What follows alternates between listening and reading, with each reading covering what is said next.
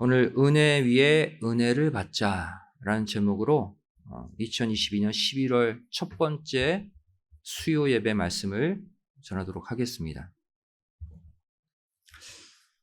이 마태복음 24장 37절부터 39절의 말씀을 보시면 예수님께서는 노아 당시 홍수 심판을 통해서 마지막 심판을 준비할 것을 말씀하셨죠. 우리는 노아 때를 통해 알 수 있는 마지막 종말의 특징을 발견할 수가 있어요. 먼저 심판의 시점입니다. 마지막 종말의 심판의 시점, 바로 하나님이 더 이상 용납할 수 없을 정도의 죄악이 가득 찼을 때 부지불식간에 일어나는 심판이라는 거예요. 노아 때의 모습을 보면 이것을 알 수 있죠. 창세기 6장 5절 말씀 보시면 여호와께서 사람의 죄악이 세상에 관영함과 그 마음의 생각의 모든 계획이 항상 악할 뿐임을 보시고, 노아 당시 죄악이 세상에 철철 넘치는 것을 보시고 그 다음 심판하셨다는 거예요. 마지막 때도 그때 심판하신다는 얘기죠. 또 마태복음 24장 38절 39절 말씀 보시면 홍수 전에 노아가 방주에 들어가는 날까지 사람들이 먹고 마시고 장가들고 시집가고 있으면서 홍수가 나서 저희를 다 멸하기까지 깨닫지 못하였으니, 예수님이 노아 당시의 사건을 통해 종말을 얘기하고 있어요. 마지막 심판의 시점은 죄악이 철철 넘치는데 자신들이 심판받는 것을 모를 정도로 갑작스럽게 임하는 심판이다라는 것. 그렇다면 이 노아 때를 통해 알 수 있는 마지막 때의 또 다른 특징이 뭘까요? 바로 구원의 대상에 관한 메시지죠. 누가 마지막 심판 때 구원받느냐? 노아와 같이 하나님의 은혜를 입은 자만이 구원을 얻는다고 노아 때를 들어서 말씀하고 있는 거예요. 구원의 기준은 우리 인간의 노력이나 의가 아니라 뭐예요? 하나님의 은혜라는. 창세기 6장 8절 9절 말씀 보시면 그러나 노아는 여호와께 은혜를 입었더라로 출발하죠. 그리고 9절에 노아의 사적은 이러하니라. 노아는 의인이요 당세의 완전한 자라 그가 하나님과 동행하였으며. 노아는 하나님의 은혜를 입음으로 의인이라 칭함받고 구원받았다는 거예요. 노아가 구원받게 된 이유는 바로 하나님의 은혜를 입었기 때문이라는 거예요. 자신의 의로, 자신의 수고로, 자신의 노력으로 의인되고 구원받은 게 아니다. 마지막 때도 똑같다는 거예요. 이처럼 마지막 죄악이 차고 넘치는 이 종말의 때에 자신의 의로 구원받을 수 있는 사람은 아무도 없습니다. 오직 하나님의 은혜를 입음으로써만이 구원을 얻을 수 있다. 이게 노아 때가 주는 교훈이에요. 따라서 마지막 때를 살아가고 있는 우리 성도들이 해야 할 가장 중요한 일이 뭘까요? 우리가 구원 얻기 위해, 심판을 이기기 위해 우리가 할 수 있는 가장 최고의 일은 하나님께 은혜를 구하는 거예요. 그래서 그 은혜를 받아내는 것이 우리 종말의 성도가 해야 될 최고의 일이라는 거예요. 왜? 그 은혜를 받아야 구원받을 수 있기 때문에.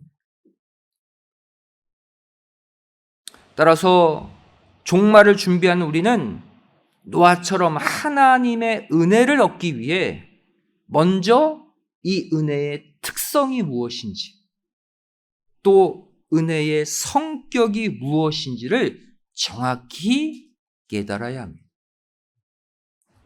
그래서 오늘은 이 말세를 통과할 수 있는 유일한 열쇠, 은혜에 관해 함께 생각해 보기를 원합니다. 첫 번째로 은혜의 특성이죠. 은혜는 어떠한 특성을 가지고 있는가? 은혜의 원어의 뜻을 보면 그 특성을 알 수가 있어요. 은혜는 헬라어로 카리스입니다. 카리스의 뜻이 뭐냐면 공짜란 뜻이에요. 또 값없이 주는 선물이란 뜻입니다. 은혜의 본질, 특성이 뭐라는 거예요? 공짜라는 거예요. 선물이라는 거예요. 절대 자력으로, 스스로의 노력으로 구원받을 수 없는 죄악된 인간이 한마디로 말해 값없이, 공로 없이, 공짜로 구원을 선물로 받는 것 자체가 바로 하나님의 놀라운 은혜라는 거예요. 하나님의 은혜의 실체는 뭐다? 값없이 얻는 구원이다. 로마서 5장 15절 말씀 보시면 더욱 하나님의 은혜와 또는 한 사람 예수 그리스도의 은혜로 말미암은 선물이 많은 사람에게 넘쳤으리라 말씀하고 있어요. 그리스도의 은혜를 선물이라고 표현하고 있죠. 은혜는 공짜로 얻는 선물이기 때문이에요.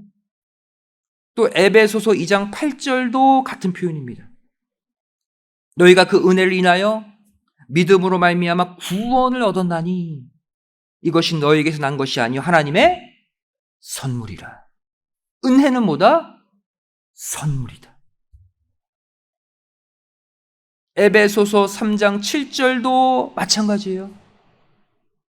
내게 주신 하나님의 은혜의 선물을 따라 내가 일꾼이 되었노라. 하나님의 은혜는 항상 선물이라는 단어와 함께 나와요. 또 에베소서 4장 7절도 마찬가지입니다. 우리 각 사람에게 그리스도의 선물의 분량대로 은혜를 주셨나니. 은혜가 선물이고 선물이 은혜예요. 여러분, 선물의 특징이 무엇입니까? 선물은 주는 사람의 마음에 달린 거예요. 선물은 대가 없이 주는 거잖아요.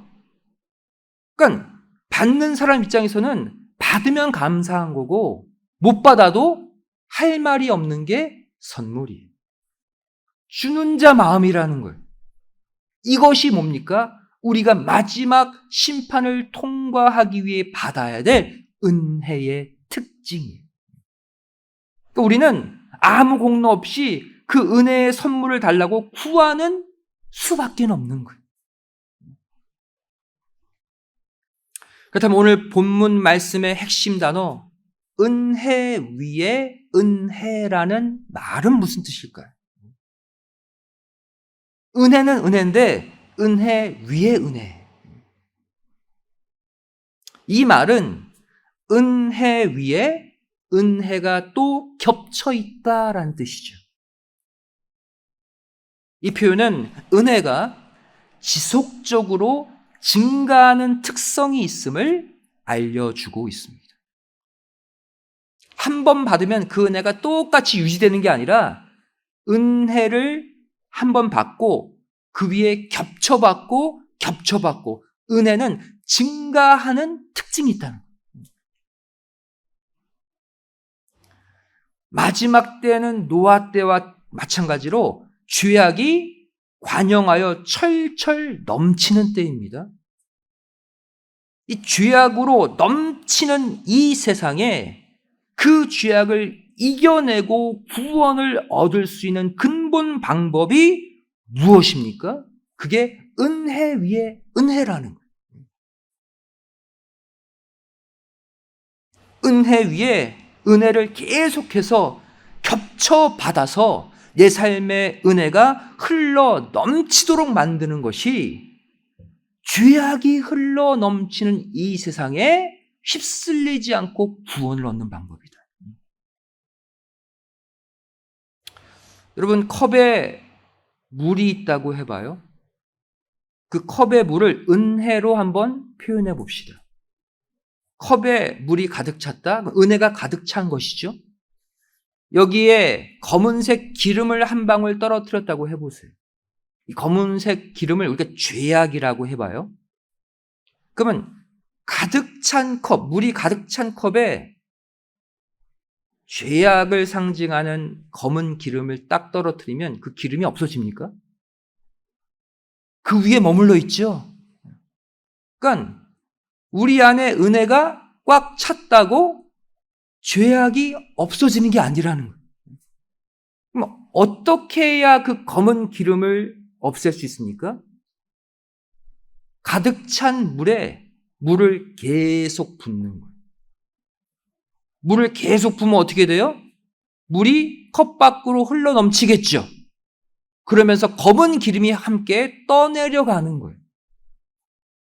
무엇을 말하냐면 충만한 죄악으로 철철 넘치는 이 땅에 그 죄악을 물리칠 수 있는 방법은 내 안에 은혜 위에 은혜를 계속 겹쳐서 죄악의 기름을 떠내려가게 하는 방법밖에 없다는 거예요. 우리 교회도 마찬가지고 우리 가정도 마찬가지입니다. 하나님의 은혜 위에 은혜가 계속해서 쌓이고 또 쌓이게 되면 아무리 죄악이 이 세상에 흘러 넘친다 할지라도 그 죄는 절대 우리 교회 안으로, 여러분의 가정 안으로 침범하지 못함을 믿으시기 바랍니다. 은혜 위에 은혜로 계속 흘러 넘쳐서 죄악과 맞서 싸워야 한다는 거예요. 그렇다면 이 은혜 위에 은혜를 공급하는 원천은 무엇일까요? 은혜 위에 은혜를 끊임없이 공급하는 원천은 바로 우리 구주 예수 그리스도라고 성경은 말씀하고 있어요. 요한복음 1장 14절 말씀 보시면 말씀이 육신이 되어 우리 가운데 거하시며 예수님이죠. 우리가 그 영광을 보니 아버지의 독생자의 영광이요 무엇과 무엇이? 은혜와 진리가 충만하신 분이다. 예수님은 어떠한 분이냐면 은혜가 넘쳐나시는 분, 진리의 말씀이 넘쳐나시는 분이에요.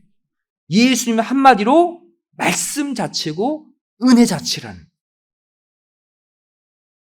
이어지는 요한복음 1장 16절 말씀 보시면 우리가 다 그의 그랬죠. 예수 그리스도를 말합니다. 예수님의 충만한 데서 받으니 무엇을? 은혜 위에 은혜로라. 은혜 위에 은혜를 누구로부터 받는데요?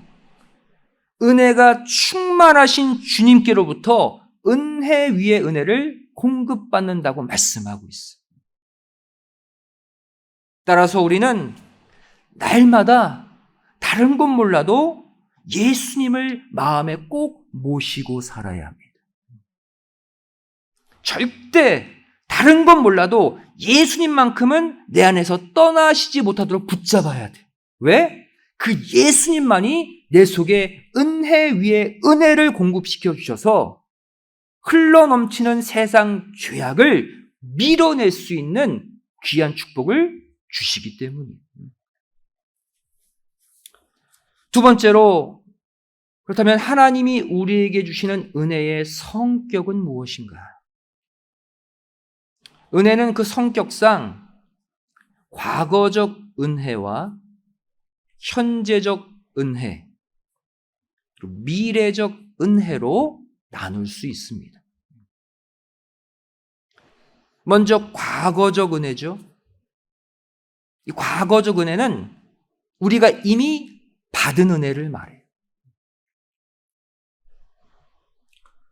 이 과거적 은혜를 다른 말로 표현하면 구원의 은혜입니다. 성도들이 하나님을 믿음으로써 이미 얻은 영혼 구원의 은혜를 말해요. 이 과거적 은혜의 조건은 믿음이 있어야 돼요. 믿으면 받는 것이 영혼 구원의 은혜다. 베드로전서 1장 9절이 말씀하고 있죠. 믿음의 결국 곧 영혼의 구원을 받음이라. 과거에 받았다는 거예요. 예수님 믿고 영혼의 구원을 받았다는 얘기죠. 과거적 은혜는 오직 믿음으로 받을 수 있는 은혜입니다. 우리 모두 받았죠.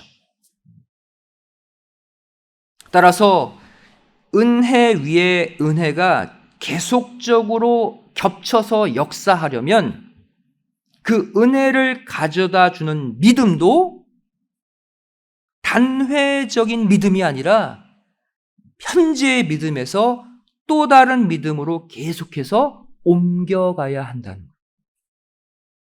앞서 말씀드렸습니다. 믿음으로 구원의 은혜를 받아요. 그러면 은혜 위에 은혜를 받으려면 믿음 위에 믿음을 또 쌓아야 된다는 거예요. 은혜 위에 은혜를 가져다 주는 믿음 위에 믿음을 만드는 것이 바로 하나님의 말씀이에요. 로마서 1장 17절이 이것을 말씀하고 있죠. 복음에는 하나님의 의가 나타나서 어떻게 한대요? 믿음으로 믿음에 이르게 하나니. 믿음 위에 믿음을 만드나니 이런 뜻이에요. 기록된 바 오직 의인은 믿음으로 말미암아 살리라. 은혜 위에 은혜를 가져오는 믿음 위에 믿음의 역사는 무엇이 만든다? 복음. 하나님의 살아계신 말씀을 계속해서 받음으로써 이루어지는 거예요. 이상의 내용을 정리해보면 다음과 같습니다. 먼저 첫 번째로 하나님께 이미 받은 과거적 은혜는 무엇으로 얻을 수 있다? 믿음으로 얻는 구원의 은혜를 말한다. 두 번째로 말씀을 계속해서 들음으로 믿음에서 또 다른 믿음으로 나아갈 때 은혜 위에 은혜가 발생해서 죄악의 홍수를 계속해서 밀어낼 수 있다. 그래서 우리는 날마다 성경을 읽고 말씀을 받아야 됩니다. 두 번째, 현재적 은혜죠. 현재적 은혜는 지금 현재 나에게 주어진 은혜를 말합니다. 과거적 은혜는 이미 받은 구원의 은혜이지만 이 은혜가 천국에 입성하는 미래까지 유지되기 위해서는 반드시 그 은혜를 지켜주시는 하나님의 보호하심이 있어야 돼요. 즉, 이 보호하심의 은혜가 바로 현재 믿는 성도들에게 주어지는 현재적 은혜라는 거예요.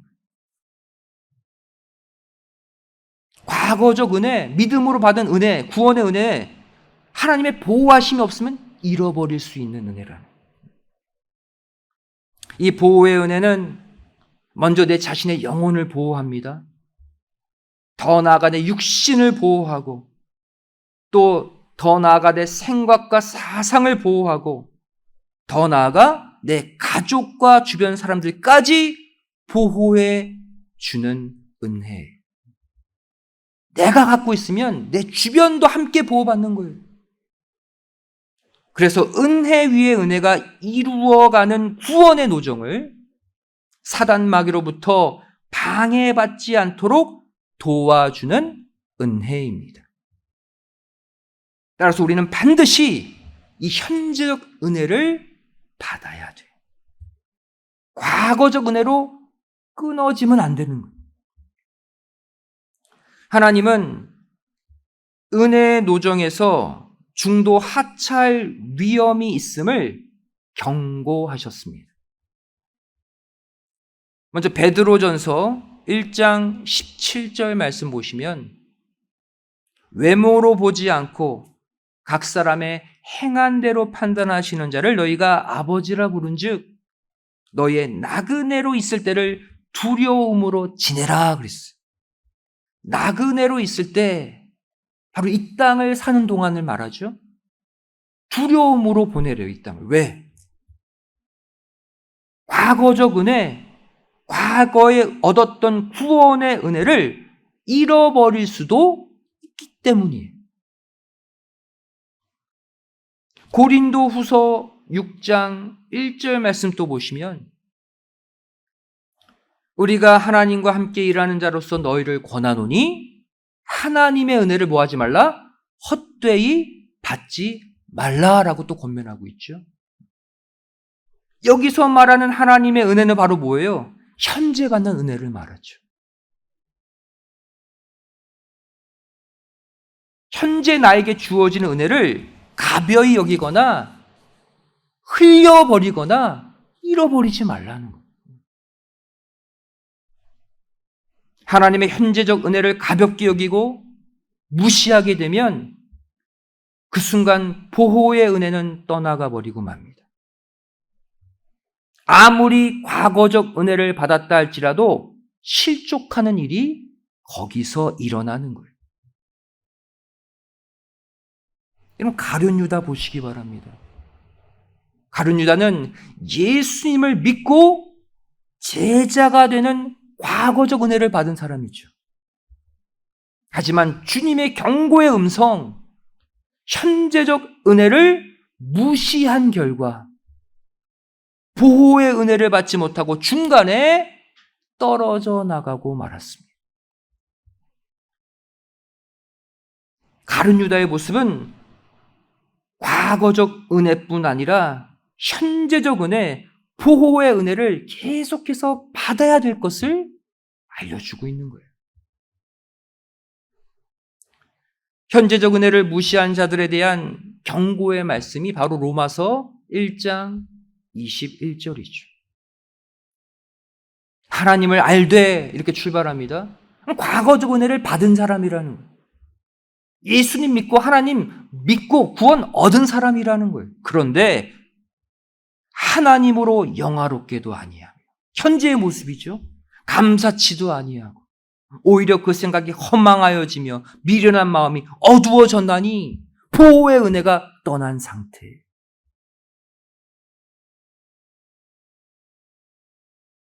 마지막 세 번째, 우리가 받아야 될 마지막 은혜, 미래적 은혜죠. 이 미래적 은혜는 마지막 주님이 재림하실 때 그때 가지고 오시는 은혜예요.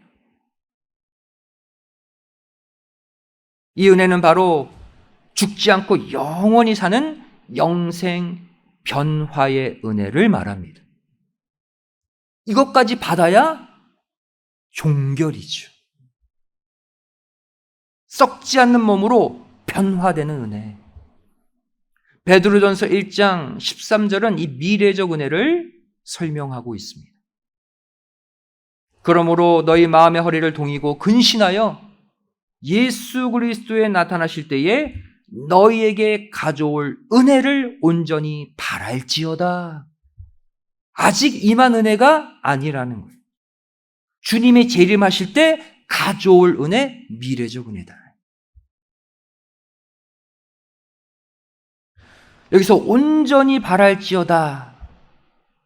이 단어를 공동 번역으로 보면 끝까지 기다리라 라고 표현하고 있어요. 다시 말해 마지막 최종적 은혜, 미래적 은혜는 누가 받을 수 있다? 끝까지 견디고 인내하는 자만이 받을 수 있는 은혜라는 거예요. 마태복음 24장 13절은 말씀하고 있죠. 그러나 끝까지 견디는 자는 구원을 얻으리라. 무슨 구원이에요? 미래적 구원, 미래적 은혜를 받는다는 거예요. 견디는 자가. 또 로마서 9장 27절, 28절 말씀 보시면 이스라엘 뭇 자손의 수가 비록 바다의 모래 같을지라도 누구만 남은 자만 구원을 얻으리니. 미래적 구원이죠. 주께서 땅 위에서 그 말씀을 이루사 필하시고 끝내시리라. 마지막 미래적 은혜, 영혼육 완전 구원의 은혜를 말해요.